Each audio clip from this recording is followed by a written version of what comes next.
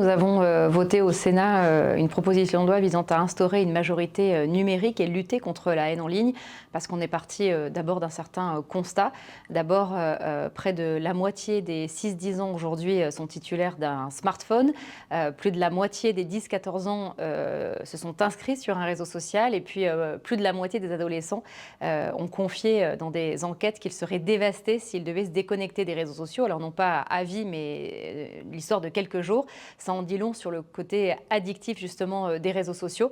Donc on a souhaité justement au Sénat et au sein de notre groupe Les Républicains d'investir le sujet pour faire de la prévention et surtout de placer l'autorité parentale au cœur du dispositif.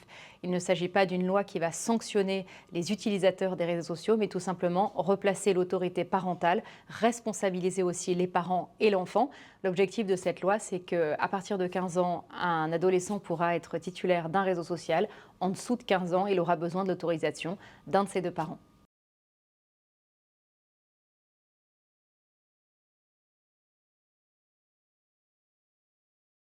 Toute la littérature scientifique et les enquêtes qui sont menées sur la surutilisation des écrans et des réseaux sociaux par les plus jeunes, justement, ont démontré et convergent en tout cas vers le même constat, celui des conséquences néfastes, qu'elles soient psychiques, sociales, psychologiques. Donc on a souhaité placer la famille au centre de ce dispositif décisionnaire. Donc ce n'est pas un texte qui vise à sanctionner, mais plutôt à responsabiliser, j'ai envie de dire aussi à sensibiliser, donc les parents, mais également les enfants, justement à cette surutilisation. Le Sénat a proposé des amendements et a réussi à faire voter dans la loi finale un certain nombre d'apports et d'avancées qui visent justement aussi à responsabiliser les plateformes elles-mêmes, c'est-à-dire les réseaux sociaux, afin qu'ils puissent par exemple notifier à l'utilisateur le temps d'écran pour justement un peu nous rappeler, un peu comme un garde-fou, du temps qu'on peut perdre finalement sur les réseaux sociaux. Donc c'est un texte qui était attendu, c'est un texte qui est devenu un outil pour les familles. Plus de 80% des adolescents qui sont sur Internet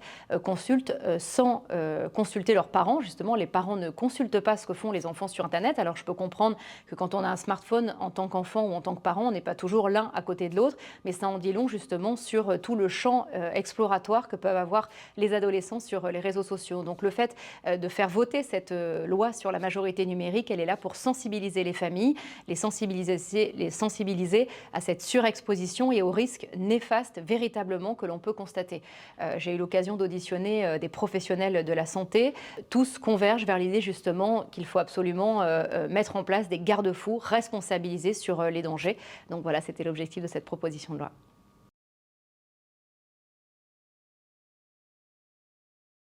On se rend compte aujourd'hui que la plupart des pilleurs, ceux qui cassent, ceux qui agressent justement durant ces émeutes, ce sont des mineurs avec énormément de jeunes de moins de 17 ans. Je crois qu'aujourd'hui il y a un problème d'éducation et d'assimilation. Je crois qu'un enfant de 12 ans n'a rien à faire dans la rue à 2 h du matin en train de piller un commerce ou un établissement public.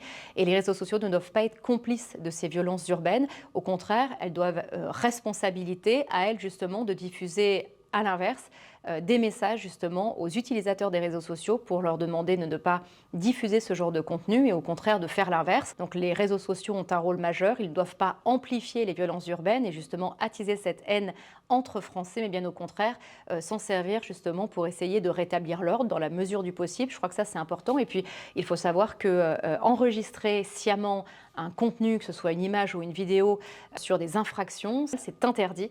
Et je crois qu'aujourd'hui, il faut véritablement faire appliquer cette loi et sensibiliser les plateformes, les réseaux sociaux. Attention à ne pas être les complices de ces violences urbaines.